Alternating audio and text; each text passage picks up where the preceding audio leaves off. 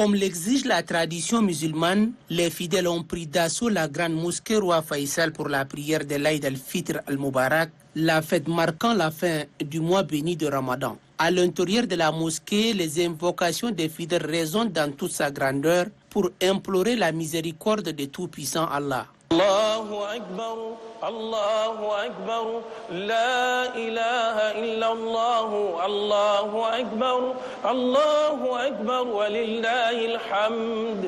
C'est à 8h précises que le président de transition, président de la République, le général Mohamed Idriss Déby Itno arrive. Le chef de l'État est accueilli par les membres du Conseil supérieur des affaires islamiques. D'abord, une obligation. Le président de la République accomplit 2 rakats surrogatoires à l'honneur de la mosquée avant de rejoindre ses coreligionnaires. Commence alors la prière sous la direction de l'imam Ahmad Al-Nour Mohamed Al-Hilou. Allahu Akbar.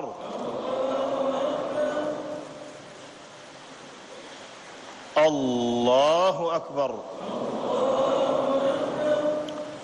Alhamdulillahi Rabbil Alamin. Ar-Rahman Ar-Rahim Malik Yawmiddin.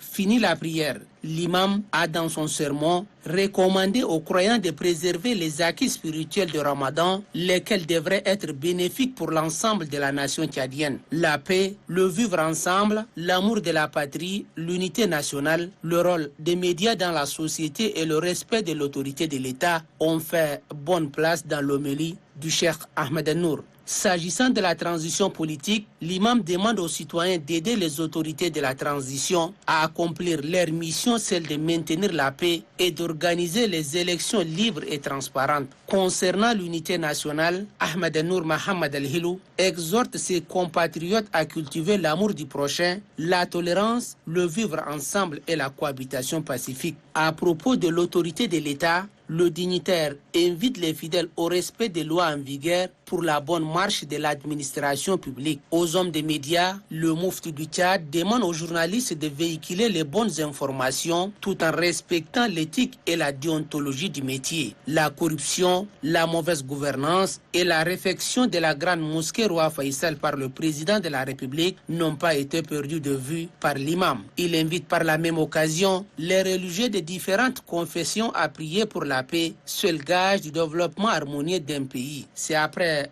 près d'une heure de communion, des recueillements et des invocations que le chef de l'État a pris congé de ses coreligionnaires. Le souhait, c'est d'abord de paix.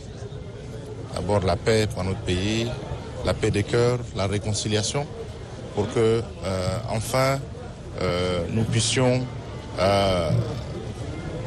de façon paisible, de façon unie, parce que la fête du Ramadan, c'est la fête de tous les Tchadiens, ce n'est pas seulement les musulmans. Donc cette paix des cœurs, cette réconciliation, on l'espère vraiment qu'elle soit une vraie réalité et que ça puisse permettre... Donc, on ne peut pas ne pas avoir une pensée à nos voisins soudanais qui, en cette circonstance, sont en guerre et en appeler une fois de plus à ce que les hostilités s'arrêtent, qu'il y ait la paix. Et ça nous montre une fois de plus l'importance de la paix.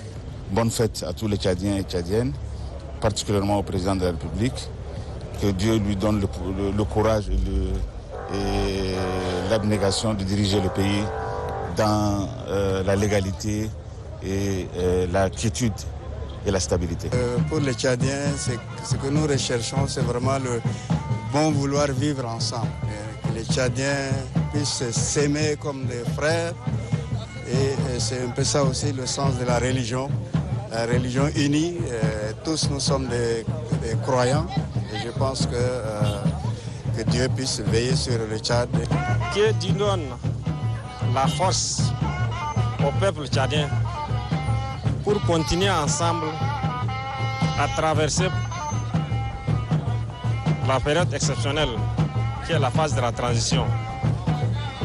Cette phase exige la contribution et la sagesse de tout peuple tchadien. Tous mes voeux pour le peuple tchadien, c'est un vœu surtout de paix, de travail, de progrès, de réussite. Donc surtout pour cette année et éventuellement pour les années futures, donc une paix durable. Nous souhaitons que la paix règne dans le pays, l'entente et une sortie honorable pour tout le monde de la transition, pour qu'on arrive dans les institutions démocratiques. Un souhait, c'est souhait donc de paix, de concorde nationale, surtout de prospérité, de stabilité pour notre cher et beau pays. Parce que tout ce que nous voyons et tout ce qui se fait actuellement dans le monde, nous devons remercier beaucoup plus Dieu pour nous avoir donné cette chance d'être dans cette stabilité.